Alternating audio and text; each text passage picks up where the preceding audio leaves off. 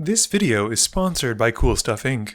If you're looking for cards in the US, look no further as you can use the promo code MTGMudsta to get you 5% off anything on the site. Or if you're in Canada like me, you can use the same promo code at Multizone to get 10% off your orders of singles.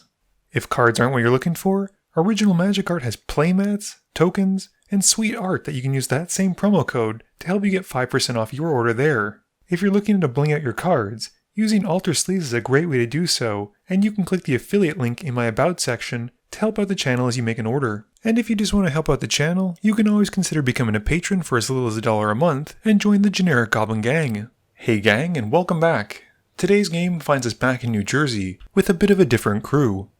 Today's game has Joe playing Zur, keeping Terminus, Ghostly Prison, Dawn to Dusk, 2 Plains, a Swamp, and Temple of Enlightenment. Keith is playing Nekusar, keeping Transguild Promenade, Swamp, Cameo of Crescent Moon, Rakdos Guildgate, an Island, a Dimir Cluestone, and a Firebrand Archer. Tommy is playing Melek, keeping Epic Experiment, 2 Islands, Mountain, Primal Amulet, Subterranean Tremors, and a Goblin Electromancer.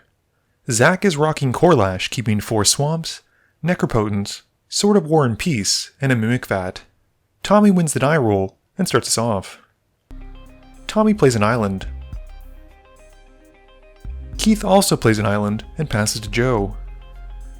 Joe plays a Temple of Enlightenment, scrying 1. Zach plays a swamp and then cycles a Baron Moor, drawing a card. Tommy plays a Temple of Epiphany, scrying 1 as it comes in.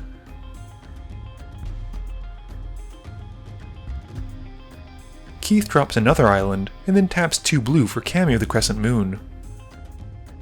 Joe draws 2 for his turn, and taps his temple to float a mana before playing out Norzov Basilica, bouncing the temple back to hand. He then discards down to 7. Zach plays a swamp, and passes, discarding down to 7 as well. Tommy draws his 2 and plays a mountain. He taps 2 for Goblin Electromancer, and passes to Keith. Keith draws 2 and plays a mountain in his main phase. He taps 2 mana as well, but this is for a Firebrand Archer, and he passes it to Joe. Joe draws his cards, and then plays a Hollowed Fountain, taking 2 so it comes in untapped. He then plays out a Ghostly Prison, passing. Zach plays a Swamp and casts Sword of War and Peace. Tommy drops another island for turn, and casts that sweet Hedron Archive. He then goes to combat, hitting Zach for 2 and passing. Keith draws and plays a Swamp. He taps 3 mana for a Darksteel Ingot, and swings the Cameo at Zach, and the Archer at Joe. Joe reminds him about the prison, which has Keith paying the 2, and Keith then passes once they connect. Joe plays a Plains, and he casts Zur. He then discards down to 7, passing. Zach plays a Swamp and casts a Cryptcast, passing it back to Tommy. Tommy plays a Mountain and casts a Primal Amulet. He casts Subterranean Tremors for 1, which deals 1 damage to each creature without flying, taking out the Archer on Keith's side. He adds a counter to the amulet and passes it to Keith. Keith draws his 2 and plays his own copy of Temple of Epiphany, scrying 1. He casts Howling Mine, a staple for Nekusar, and then drops a Dimir Cluestone. He's not done though, casting Visions of Beyond, drawing a card, and then passing to Joe. Joe draws 3 and plays an island. He moves to combat swinging Zur at Keith, and gets a tutor trigger, putting out Underworld Dreams. Keith then takes the 1. In his second main phase, Joe casts Font of Mythos, revealing he's also playing a draw-punishing deck, and then ships the turn to Zach. Zach draws 4 cards plus 1 for turn, taking a total of 5 from Joe's Dreams. He then plays a Swamp, and taps it for 2 to cast Soul Ring. He uses the floating mana from the Swamp, and taps his Soul Ring to cast Extraplanar Lens, which comes in, and Zach exiles the tapped Swamp to it. He then needs only tap 1 Swamp to cast Necropotence, and follows up by tapping out to cast a Phyrexian Obliterator, and then a Batterskull. With nothing else, Zach passes. Tommy draws his 5 and takes 5 from the Underworld Dreams. He plays an island for turn, and then casts Ponder, adding another counter to his amulet. He chooses to shuffle the 3 away and then draw, losing another one to the dreams. Tommy then taps a chunk of mana to cast Jace's Sanctum, followed by Thematic Compass, and passes. Keith draws 5 and loses 5. He plays a Swamp, and then taps out to bring out Dictate of Krufix, and then to keep the good times rolling, brings out his commander, Nekusar. He then passes to Joe.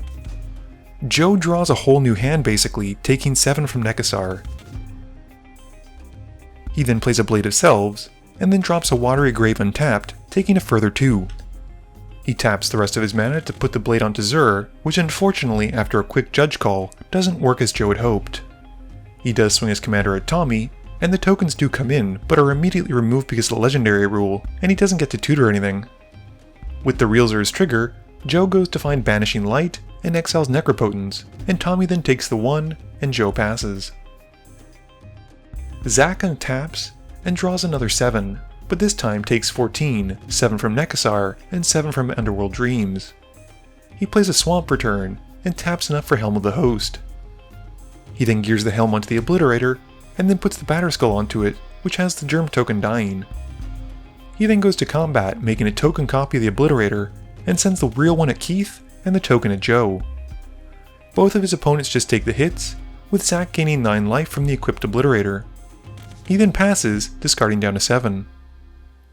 Tommy draws his 7 and takes 14. He plays an island for turn, and is able to cast a kicked Rite of Replication, adding a 3rd counter to his amulet, and scries from the Sanctum.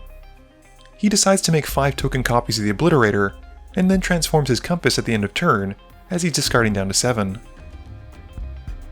Keith draws and takes 7.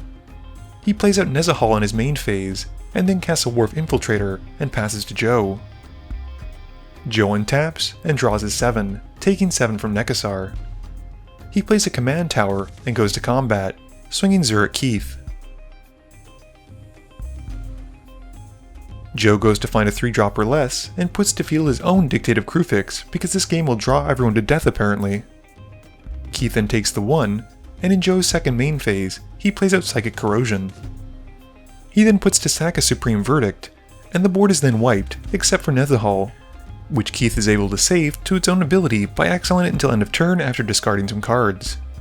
Joe isn't done though yet, and drops Authority of the Consuls, and then Blind Obedience, passing to Zach.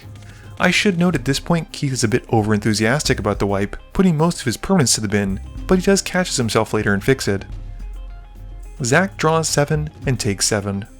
He casts Korlash in his main phase, and follows up with Hammer of Nazan, which comes in, and attaches itself to Korlash. Sadly, Korlash comes in tapped, and gains Joe a life, as does Nezahal returning. Zach then puts the Batterskull into his commander as well, and passes to Tommy. Tommy draws his 7 and takes 7. He plays a Bloodstained Mire as his land for turn, and pays 1 blue for Mystic Speculation. He adds the 4th and final counter to his amulet, and scries 3, bottoming all 3, and transforming the amulet into a Primal Wellspring.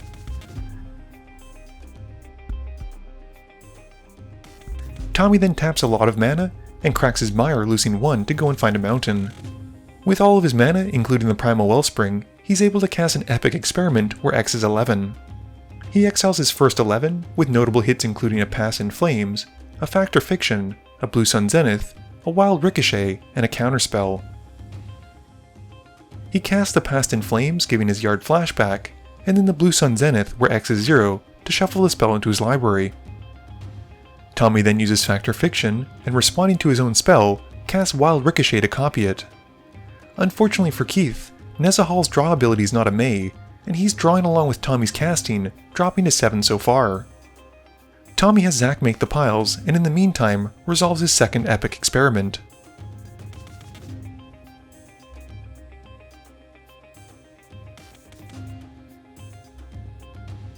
Tommy then uses Chaos Orb from the second experiment on Korlash, and Keith draws and loses another life.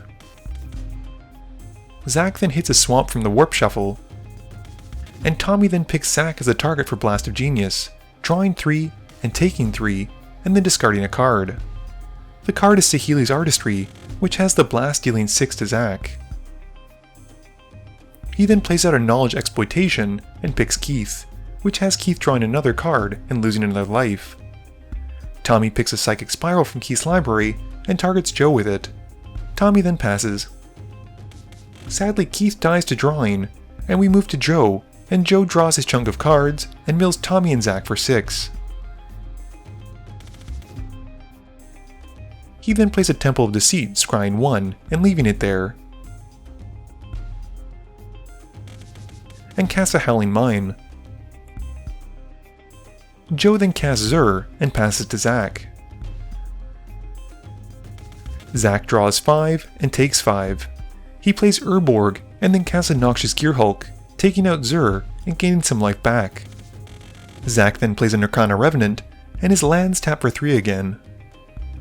Zach then casts a Nightmare Incursion and goes into Joe's library, exiling X cards where X is how many swamps Zach has, which at this point is quite a few.